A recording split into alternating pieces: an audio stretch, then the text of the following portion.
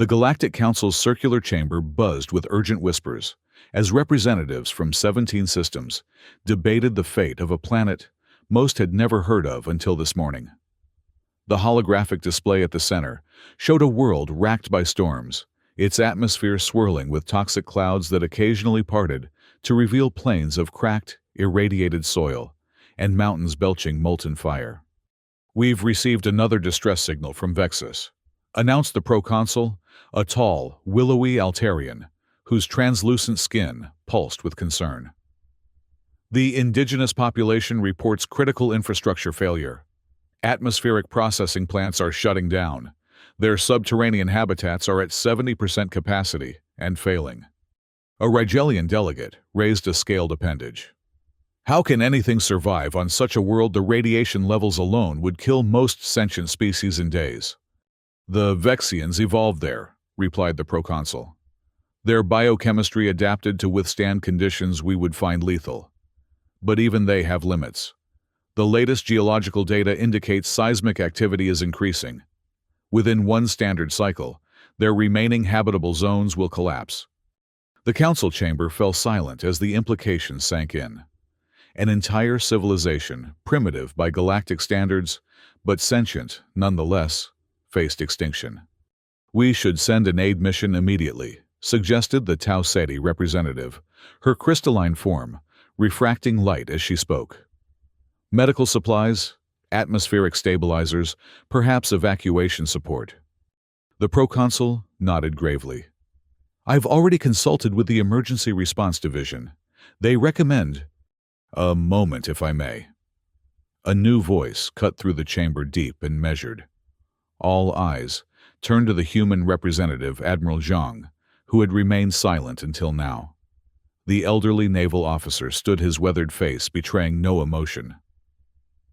"I've reviewed the data from Vexus. This isn't just an environmental catastrophe. There's evidence of weapons testing, artificial gravitational anomalies, radiation signatures inconsistent with natural phenomena." Murmurs rippled through the chamber. "The humans are always seeing threats," whispered one delegate to another, just loudly enough to be heard. Admiral Zhang continued, as if he hadn't heard. "Earth will send aid to Vexus.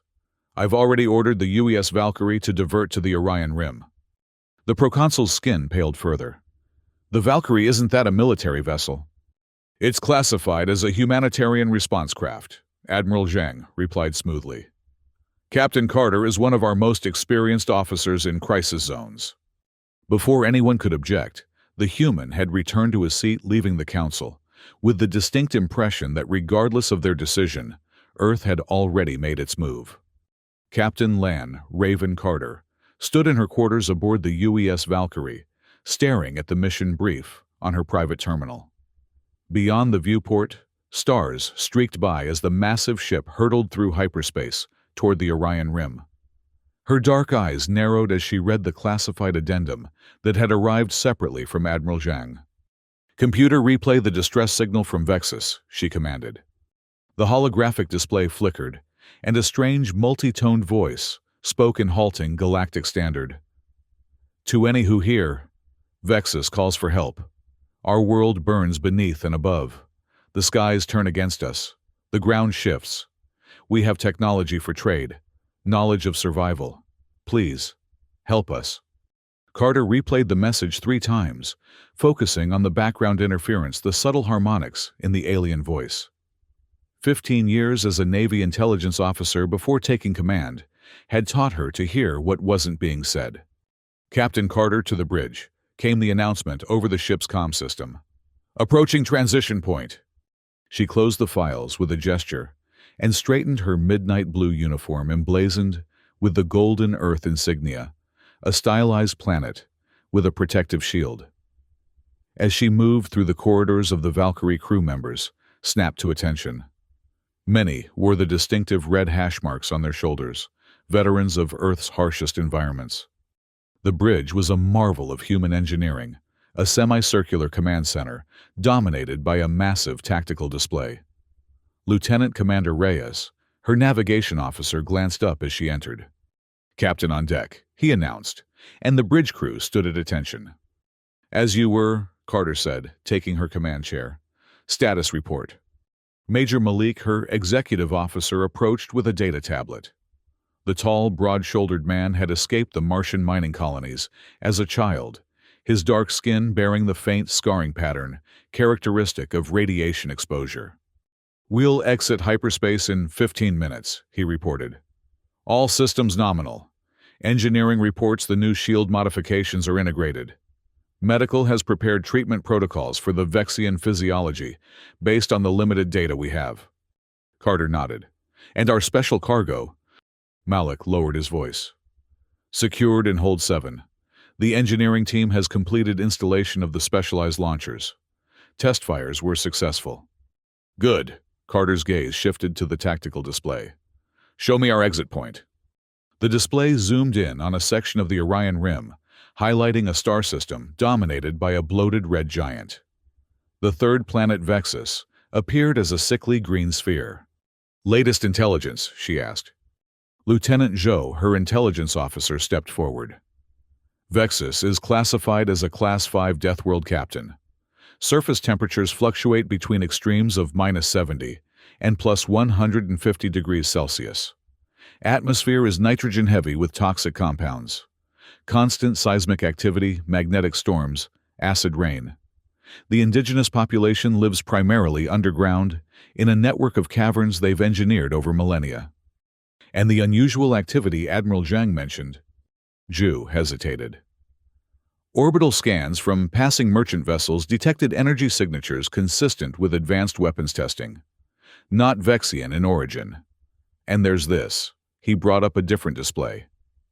Unusual ship movements in the sector over the past 6 months. Preliminary analysis suggests a Scar presence. A chill settled over the bridge. The Scar Dominion, an expansionist military empire on the fringes of known space.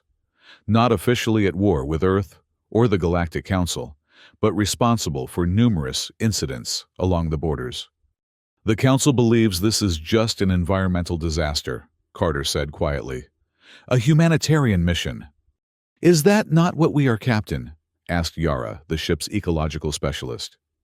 The tall woman had joined them silently, her modified bionic implants gleaming subtly beneath her skin, a legacy of her work adapting human technology to hostile environments. Carter met her gaze steadily. We're whatever these people need us to be, Angel. Yara nodded, understanding the unspoken message. Her nickname, Angel, had been earned during the Europa colony crisis, where her adaptive technology had saved thousands. The fact that the technology had later been weaponized was classified at the highest levels.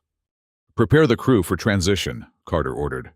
Battle stations protocol masked as standard cautionary measures. We don't know what we're flying into. As the bridge crew dispersed to their stations, Carter turned to Malik. Major, it's time to brief the Special Response Team. If the Scar are involved, we'll need every Deathworld trick we've got.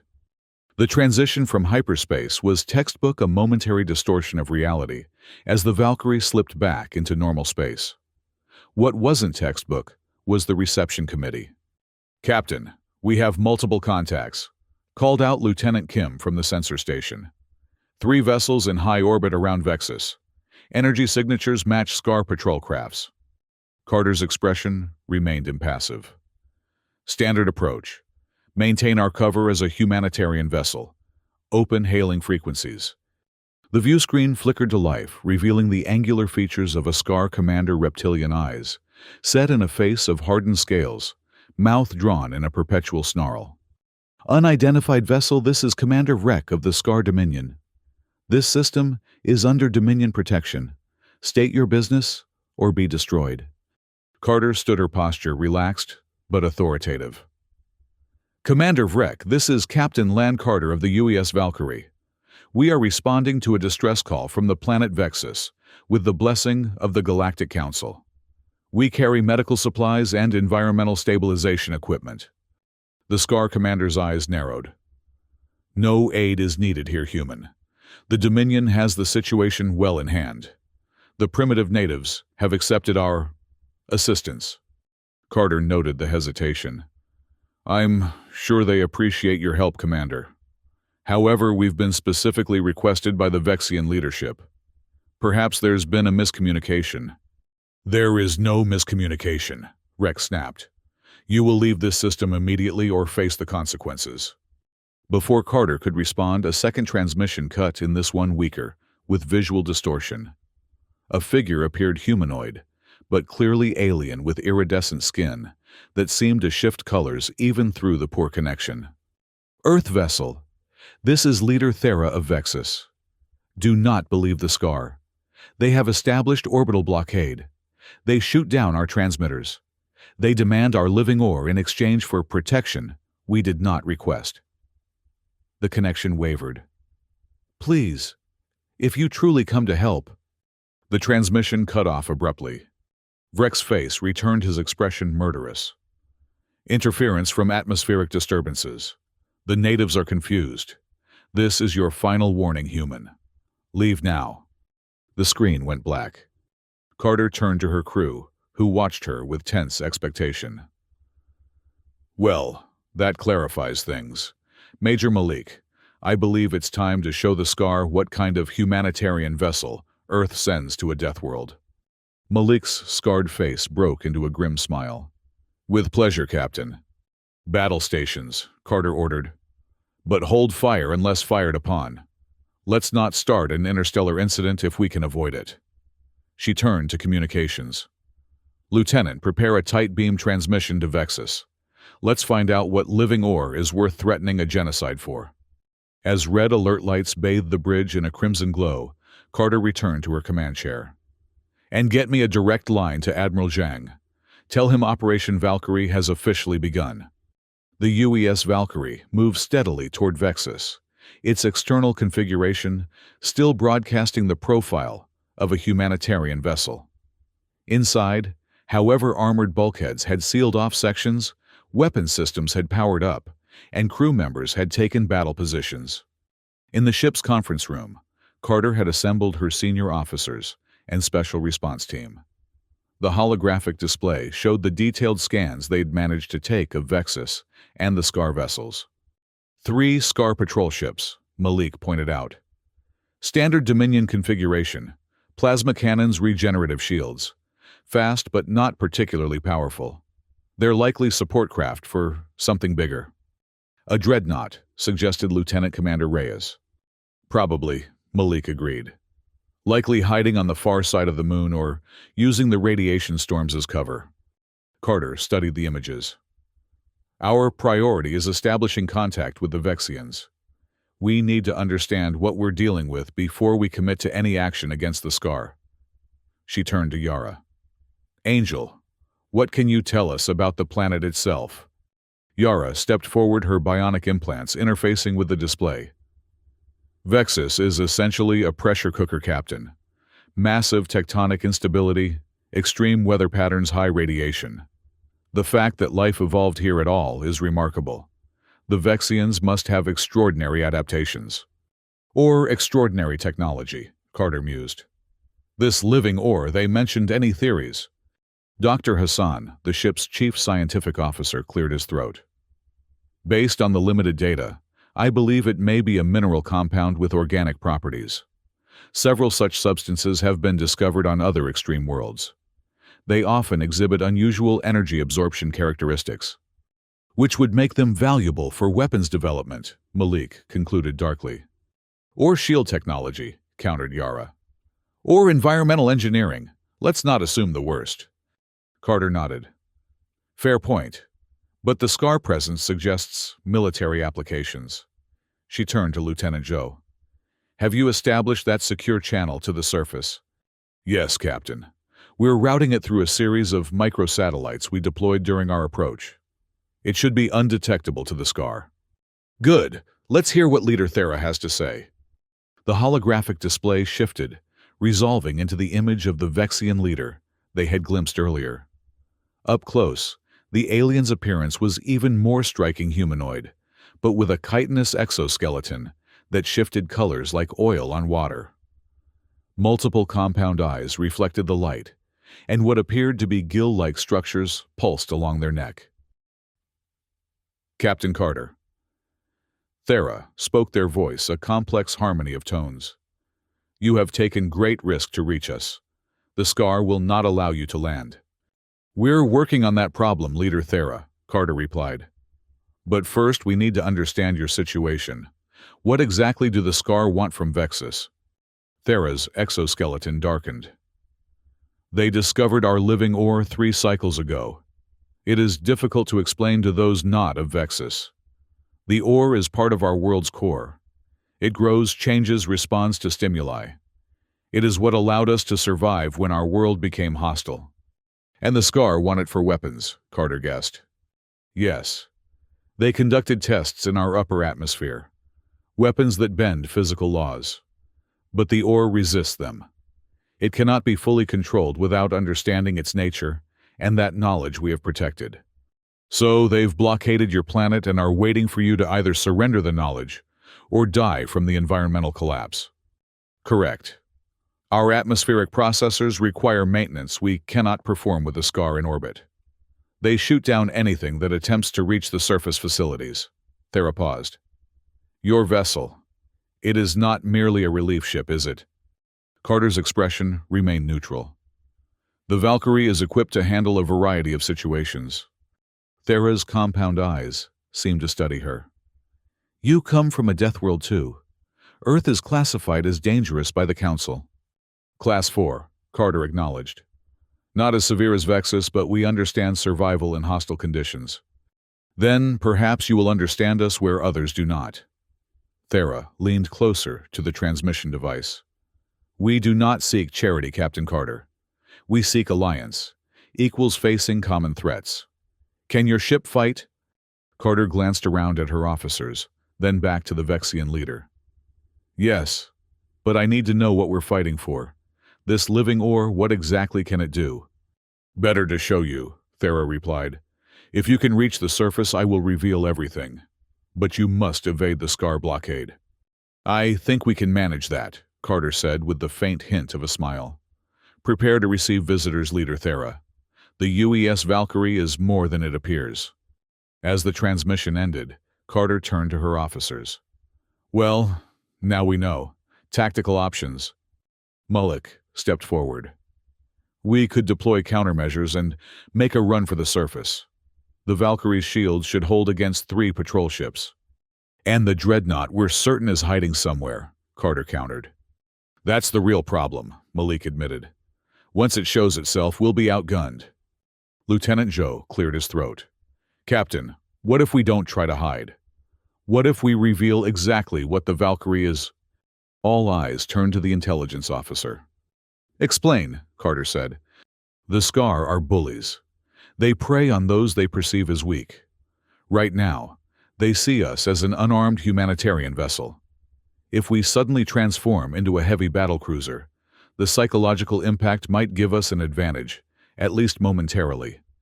Carter considered this. A shock and awe approach, she nodded slowly. I like it. Major Mullick, prepare the transformation sequence. Lieutenant Commander Reyes, plot an approach vector that uses Vexus's magnetic storms as cover for as long as possible. Dr. Hassan, I want your team ready to deploy to the surface immediately. Yara, you'll accompany the landing party. As her officers dispersed, Carter remained in the conference room, studying the holographic image of Vexus.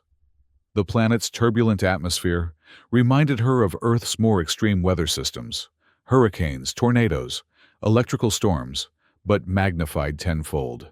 A true death world. You're thinking about the Admiral's warning, Mullick said, quietly, having lingered behind. Carter nodded. He told me to be prepared for unforeseen developments, that this mission had implications beyond a simple rescue operation. The living ore? Possibly, or something else entirely. She turned to face her XO. The Scar have been probing Earth's defenses for years. This might be the flashpoint Admiral Zhang has been preparing for.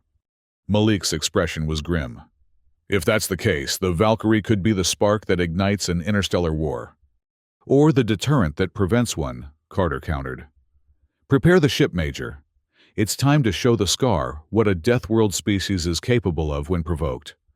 The UES Valkyrie approached Vexus on a trajectory that carried it through the planet's strongest magnetic field lines. Sensor readings became erratic communication, difficult exactly as planned. To the Scar patrol ships, the Earth vessel appeared to be struggling with the harsh conditions, its course wobbling, as if navigation systems were failing. On the bridge, Carter watched as the tactical display tracked the Scar vessels, adjusting their positions, moving to intercept the apparently floundering humanitarian ship. "They're taking the bait," she noted with satisfaction. "Status of transformation systems?" "All systems green," reported Lieutenant Kim. "Hull plating realignment ready, weapon pods charged and primed, shield modulation adjustments complete. And our special modifications ready for deployment," confirmed Malik. "Engineering reports the living or samples we obtained from our communication with the Vexians have been successfully integrated." Carter nodded. "Time to intercept with Scar vessels." 3 minutes, 12 seconds, replied Lieutenant Commander Reyes. "And still, no sign of the dreadnought." "Negative, Captain. But there's significant interference from the planet's radiation belt. It could be hiding there." "It is," Carter said with certainty. "Waiting to see if their patrol ships need assistance. Typical Scar tactics: never commit your capital ship unless necessary." She straightened in her command chair. "All hands prepare for transformation sequence on my mark. Helm set course directly for the lead Scar vessel. Full impulse on my command." The bridge crew tensed in anticipation. The moment had come. "Receiving transmission from Scar lead vessel. Announced communications." "On screen," Carter ordered. Commander Vrek appeared, his scaled features arranged in a sneer. "Human vessel, you appear to be experiencing difficulties. Allow the Dominion to escort you away from this dangerous system." Carter smiled thinly. "That's very considerate, Commander, but I believe we can manage. In fact, we're about to make significant improvements to our situation." She glanced down at her console. "Now, Major." She cut the transmission as Malik initiated the transformation sequence. The UES Valkyrie shuddered as its external hull began to reconfigure. Panels that had appeared to be standard hull plating separated, revealing the matte black surface of military-grade armor beneath. Sections rotated, exposing previously concealed weapon ports. The ship's silhouette changed as additional structures extended from its frame: sensor arrays, defensive matrices, and most significantly massive cylindrical launchers that emerged from both port and starboard sides. Inside, crew members braced themselves as the ship's internal systems rerouted power from standard operations to combat configurations. Lights dimmed momentarily before the battle illumination kicked in, bathing the corridors in a steady blue glow. On the bridge, tactical stations that had remained dormant now blazed to life, and crew members who had masqueraded as medical personnel or engineers revealed themselves as weapons specialists and combat systems operators. "Transformation complete," reported Malik. "All combat systems online." "Helm full impulse toward the lead Scar vessel," Carter commanded. "Tactical target their propulsion systems. Disable, don't destroy." The Valkyrie surged forward, its true nature now unmistakable. Not a humanitarian vessel, but a state-of-the-art Earth battlecruiser, bristling with weapons and wrapped in layered defensive shields. The effect on the Scar patrol ships was immediate. They scattered in apparent confusion, their formation breaking as they attempted to regroup. "They're charging weapons," reported Lieutenant Kim. "As expected," Carter said calmly. "Let them fire first." The lead Scar vessel recovered quickly, rotating to bring its plasma cannons to bear. A brilliant lance of energy shot toward the Valkyrie.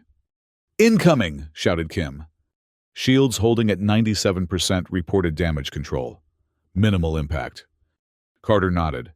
"They're testing us. Return fire targeted disabling shots only." The Valkyrie's forward batteries unleashed a precise barrage, striking the Scar vessel's propulsion systems. The alien ship listed to one side, emergency systems visibly activating along its hull. "Direct hit," Kim confirmed. "Their main engines are offline."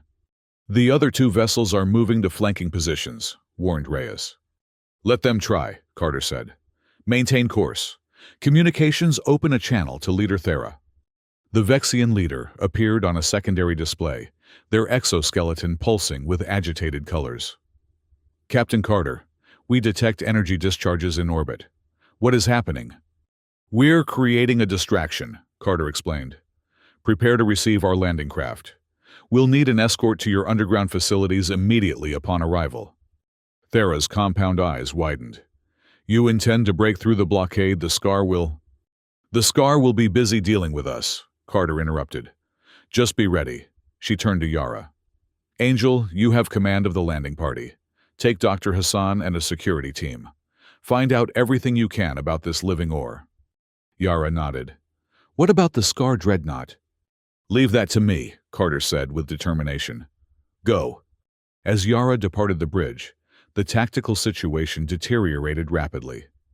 The remaining Scar patrol ships had recovered from their initial surprise and were executing coordinated attack patterns, their weapons fire now focused on specific points in the Valkyrie's shield matrix. Shield harmonics are fluctuating reported damage control. They're probing for weaknesses. Rotate shield frequencies, Carter ordered. Don't give them a stable target. The ship shuddered as a particularly powerful blast struck its port side. They're targeting our landing bay, Malik observed. They know we're planning to send a team to the surface. Carter's eyes narrowed. Deploy countermeasures. Launch the decoy craft. Multiple small vessels erupted from the Valkyrie's launch bays, each emitting signals that mimicked a fully loaded shuttle. They scattered in different directions, creating a confused sensor picture for the Scar. Shuttlecraft Hermes away, reported Malik, as the actual landing craft carrying Yara and her team slipped away amidst the chaos. Now, Carter said, turning to tactical, let's see if we can draw out that dreadnought. Target the lead Scar vessel full weapons complement. Make it look good. The Valkyrie's primary weapons array locked onto the disabled Scar patrol ship and fired a devastating salvo. The shots were precisely calculated to look catastrophic, while actually causing minimal damage, a light show designed for whoever was watching from hiding. The effect was almost immediate. A massive distortion appeared at the edge of the radiation belt surrounding Vexus, and a colossal vessel emerged easily, 5 times the size of the Valkyrie. Its hull was decorated with the skulls of conquered species, its silhouette dominated by a massive forward cannon that began to glow with gathering energy. Scar Dreadnought detected, announced Lieutenant Kim, his voice tight. Energy readings off the charts. That's a planet-killer weapon they're charging. Carter allowed herself a thin smile. Right on schedule. Now the real battle begins. The Scar Dreadnought was magnificent in its terrible way, a monument to conquest and dominance. Its hull, scarred from countless battles, gleamed dully in the light of Vexus's red giant sun. Ornate engravings depicted the subjugation of dozens of worlds, while weapon emplacements protruded from every surface, like the spines of some predatory beast. Analysis, Carter demanded, as the tactical display filled with data streaming from the Valkyrie's sensors. Dreadnought-class warship Scar designation, Worldbreaker, reported Lieutenant Zhou, reading from his intelligence database. Commanded by Admiral Dren, one of their most decorated war leaders. Hypervelocity main cannon, capable of cracking a planet's crust. Multiple secondary batteries, triple-layered shield configuration with independent generators. Weaknesses, Carter pressed. Zhou grimaced. None officially documented. Earth intelligence has theories about potential vulnerabilities in their shield harmonization patterns, but they're unconfirmed. The main view screen flickered and a new Scar face appeared, older than Commander Rek, with deeper scales, and eyes that reflected decades of combat experience. I am Admiral Dren of the Scar Dominion. The alien announced, his voice, a rumbling growl. You have made a grave miscalculation, human. Your deception ends here, along with your lives. Carter stood facing the Scar commander with calm defiance. Admiral Dren, I'm Captain Lan Carter of Earth. It seems we both had secrets. You're not here to protect Vexus, and we're not here merely to deliver supplies. Dren's mouth twisted in what might have been amusement. Clever. But futility remains futility regardless of cleverness. My dreadnought could reduce your vessel to atoms with a single barrage. You could try, Carter acknowledged. But before you do, you should know that we've already deployed teams to the surface. Even if you destroy the Valkyrie, Earth now has access to the living ore technology. Dren's expression shifted subtly, a flash of concern quickly masked. You understand nothing about the ore. It took the Dominion's finest scientists cycles to unravel even its basic properties. Perhaps, Carter conceded, or perhaps a species that evolved on a Deathworld might have insights your scientists lack. The Scar Admiral's eyes narrowed. You delay the inevitable, human. Remove your vessel from this system immediately, or be destroyed. I have a counter-proposal, Carter replied. Withdraw your forces, end the blockade, and recognize Vexian sovereignty. In exchange, Earth will not consider your actions here an act of war. Dren's laughter was like stones grinding together. You threaten war. The Earth is a primitive backwater. Your colonies are scattered and vulnerable. The Dominion would crush you without effort. Carter's expression remained impassive. You've been testing weapons based on the living ore technology. Weapons that, by your own admission, you don't fully understand. That suggests desperation, Admiral. What are the Scar afraid of? Dren's scales darkened with rage. Enough talk. You were warned. He cut the transmission. The Dreadnought is powering weapons, reported Lieutenant Kim. Energy readings spiking. Evasive pattern Theta, Carter ordered calmly. Deploy spatial charges. Let's give them multiple targets. The Valkyrie banked sharply as explosive devices launched from its aft section, each detonating to create localized disruptions in space-time temporary gravity wells that would confuse targeting systems. Status of the landing party, Carter asked. Shuttlecraft Hermes has reached the surface, Malik reported. They're being escorted to the Vexian underground complex now. Good. Carter returned to her command chair.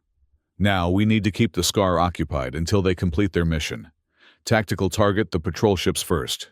Take them out of the equation. The Valkyrie's weapons lashed out, striking the two remaining Scar patrol vessels with precision. One lost its engines in a cascade of explosions. The other's weapons array crumpled under concentrated fire. The Dreadnought responded with a barrage that illuminated space around them. Plasma bolts, quantum torpedoes, and graviton pulses, all directed at the Valkyrie. The Earth vessel twisted and rolled its advanced maneuverability systems, allowing it to evade the worst of the assault, but several hits landed with bone-jarring force. Shields at 60% reported damage control. Minor hull breaches on decks 14 through 17. Automated repair systems responding. Return fire, Carter ordered. Standard weapons only. Hold our special ordnance in reserve. The Valkyrie struck back, its conventional weapons flaring against the Dreadnought's shields without visible effect. No damage to enemy shields, confirmed Tactical. They're too strong for our standard armament. Carter nodded, unsurprised. That's what I expected. Continue evasive maneuvers. Lieutenant Joe, open a secure channel to the surface team. Yara's face appeared on a secondary display, her expression tense. Behind her, the strange architecture of the Vexian underground city was visible structures that seemed to grow organically from the cavern walls, pulsing with an inner light. Captain, we've reached the central chamber, she reported. Leader Thera is showing us the primary ore processing facility. It's incredible. Details, Angel, Carter prompted. The ore isn't just a mineral, Captain. It's alive, at least partially. It responds to neural stimulation. The Vexians have developed a symbiotic relationship with it. They can shape it with their thoughts, program it at a molecular level. And its defensive applications? Yara glanced off-screen, presumably, at Leader Thera. According to the Vexians, when properly attuned, it can absorb, redirect, or completely nullify energy weapons. It adapts to the attack pattern, learning with each exposure. Carter's eyes gleamed. Perfect. Have they agreed to our proposal? Yes, Captain. They're preparing the modified samples now, but it will take time to fully calibrate them. Time we don't have, Carter said grimly, as the ship shuddered under another assault. Do what you can. Carter out. She turned to Malik. The dreadnought is holding position, pounding us from range. Typical SCAR tactic, they don't want to risk close engagement, even though they outgun us. What's our play? Malik asked. Carter's expression hardened. If the mountain won't come to Muhammad. Malik's eyes widened as he realized her intent. Captain, a direct approach would expose us to their full weapon complement. Exactly what they won't expect, Carter replied. Plot a direct course for the dreadnought, maximum impulse. All power to forward shields. The bridge crew exchanged glances, but moved to comply. They had served with Captain Carter long enough to trust her instincts, however unorthodox. Course plotted, confirmed Reyes. Collision course with the dreadnought. Execute, Carter ordered. The Valkyrie surged forward, its engines screaming as they pushed beyond safety parameters. The massive ship accelerated directly toward the SCAR dreadnought, which responded with a furious barrage that hammered against the Earth vessel's reinforced forward shields. Shields failing, shouted damage control. Down to 20%. Hold course, Carter commanded, her knuckles white, as she gripped the arms of her command chair. The dreadnought grew larger on the view screen, its weapon ports blazing as they fired continuously. Damage reports flooded in from all sections of the Valkyrie. Captain, Malik shouted, above the noise of systems failing around them. We need to break off. Not yet, Carter replied, eyes fixed on the tactical display. Almost in range. The distance between the ships closed rapidly. At the last possible moment when collision seemed inevitable, Carter gave the order. Now, full stop and deploy special ordnance. The Valkyrie's engines reversed with a shudder that ran through the entire ship. Simultaneously, the specialized launchers that had been revealed during the transformation sequence activated. But instead of conventional missiles, they fired projectiles unlike anything the SCAR had encountered, sleek, iridescent objects that seemed to shimmer and change as they moved. Living ore missiles away, reported Tactical. Targeting dreadnought shield generators. On the view screen, the missiles streaked toward the massive SCAR vessel. As they approached, they began to change form, adapting to the defensive measures deployed against them. Point defense lasers passed harmlessly through them. Countermeasures failed to divert them. They struck the dreadnought shield matrix with perfect precision. For a moment, nothing seemed to happen. Then areas of the SCAR vessel's shields began to flicker and fail, creating expanding gaps in its defensive envelope. It's working, exclaimed Lieutenant Kim. The living ore is disrupting their shield harmonics. We have openings. Target exposed areas, Carter ordered. All conventional weapons fire at will. The Valkyrie unleashed everything in its arsenal: railguns, plasma torpedoes, quantum warheads. This time, the weapons found their targets exploding against the dreadnought's hull, with devastating effect. Sections of the massive ship's outer armor crumpled and tore away, exposing interior decks to space. Direct hits confirmed, reported Tactical. Significant damage to enemy weapon systems and propulsion. The SCAR vessel began to list emergency force fields, activating across its damaged sections. Secondary explosions rippled along its length as overloaded systems failed. Admiral Dren's face appeared on the view screen, his scales pale with fury. What have you done? How did you— Deathworld innovation, Admiral, Carter replied coolly. Something you should have considered before threatening a planet full of survivors. The Vexians aren't the only ones who can adapt to hostile conditions. Before Dren could respond, Lieutenant Commander Reyes called out, Captain, multiple hyperspace signatures detected at the edge of the system. Carter turned to the tactical display as new contacts appeared, a dozen vessels of varying configurations, all bearing the distinctive silhouette of Earth warships. The 7th Fleet, she said with satisfaction. Right on schedule. Admiral Dren's expression shifted from rage to calculation. This isn't overhuman, he growled before cutting the transmission. The damaged dreadnought began to move away from the Valkyrie, limping toward the system's edge, as the remaining patrol ships fell in around it protectively.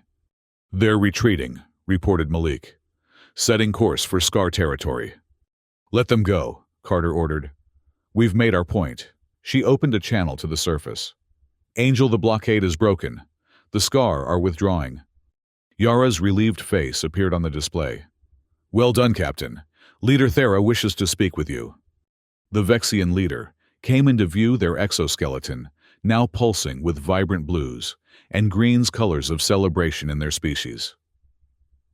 Captain Carter, you have done what the Galactic Council could not. You understood that we needed strength, not pity. One Deathworld to another, Carter replied. We recognize survivors when we see them. The Scar will return, Thera warned. Perhaps not tomorrow, but eventually. I know, Carter acknowledged. Which is why I believe our two worlds have much to discuss. The Earth Fleet Commander would like to meet with your Leadership Council. I think it's time we formalized an alliance. Thera's compound eyes reflected the light differently, a Vexian expression of agreement. Yes, not as supplicant and savior, but as equals. As equals, Carter confirmed. I'll arrange for diplomatic teams to begin discussions immediately.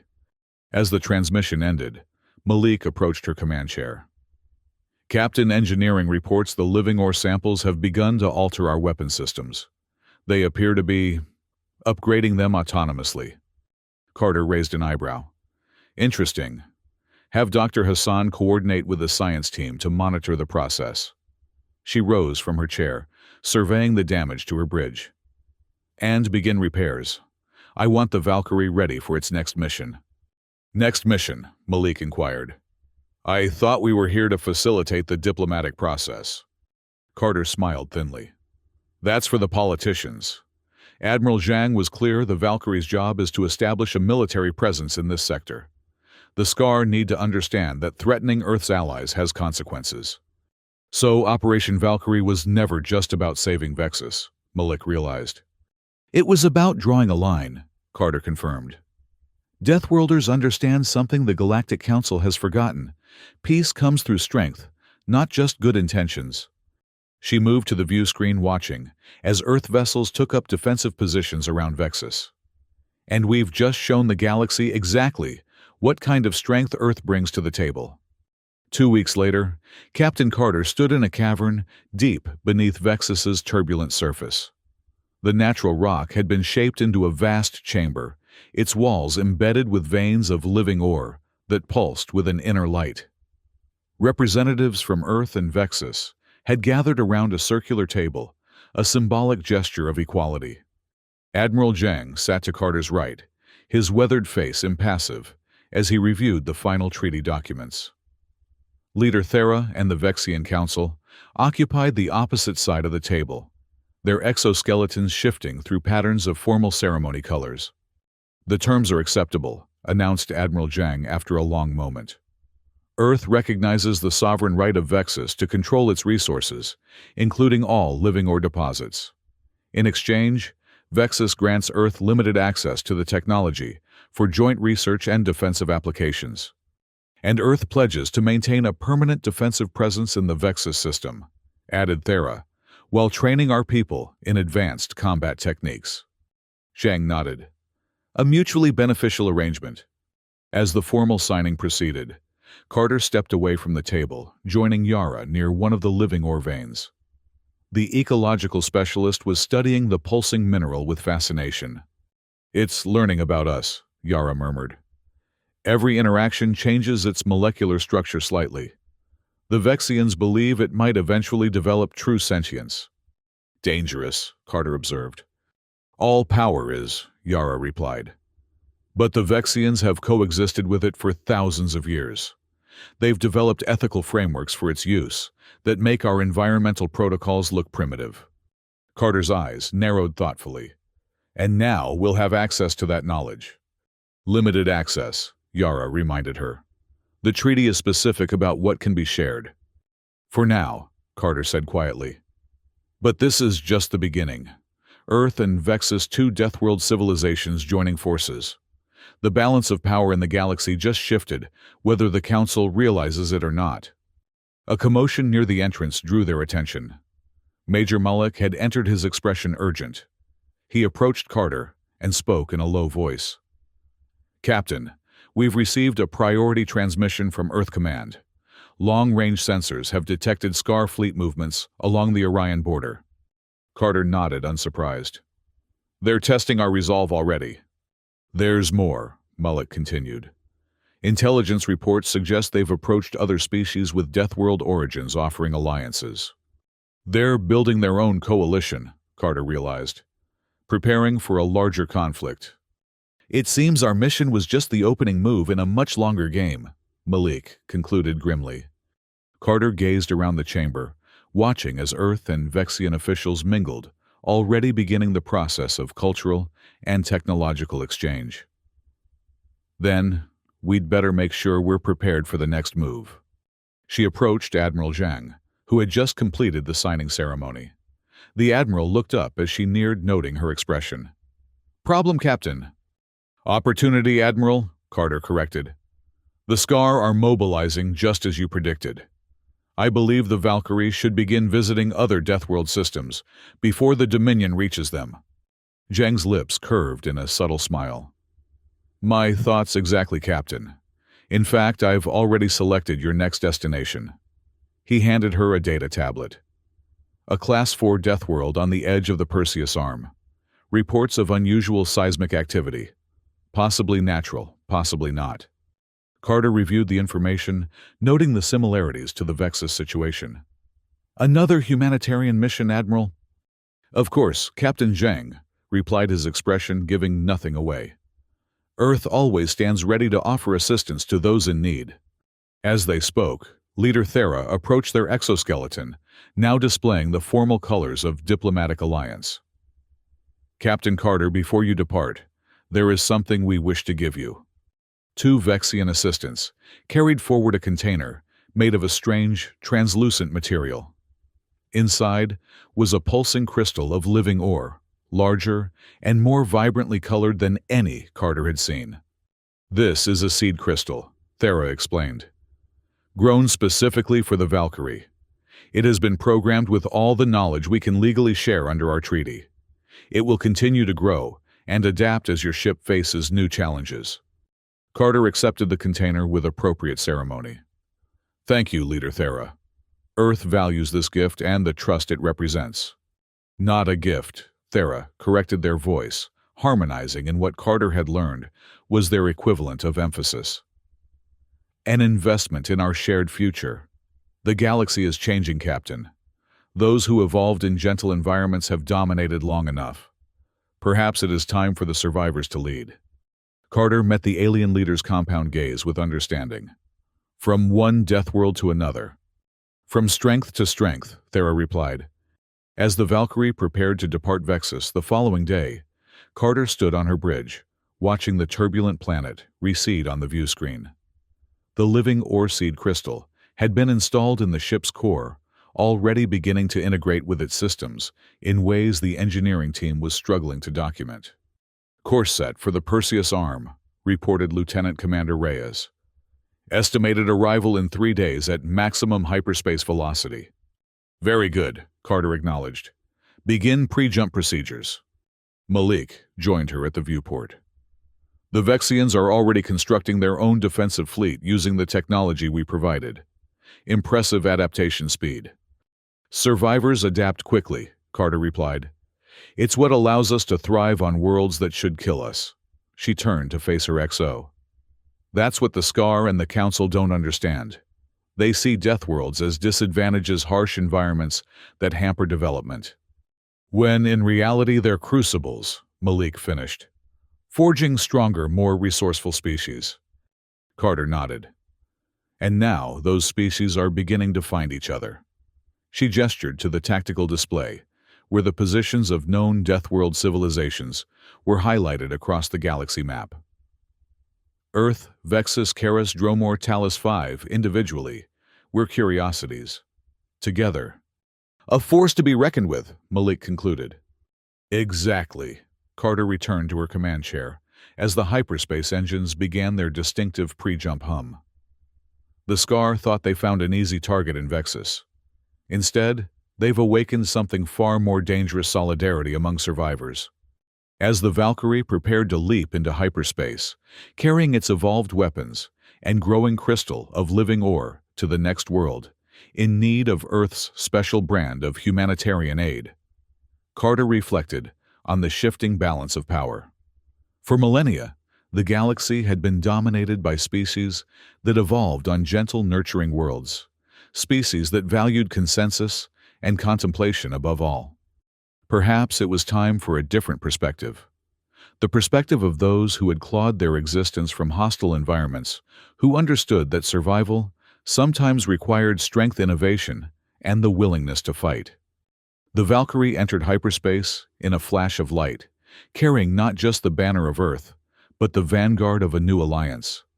An alliance of Deathworlders who sent dangerous ships when others sent aid, because they understood that in a hostile universe, sometimes the most compassionate act was to arrive armed and ready.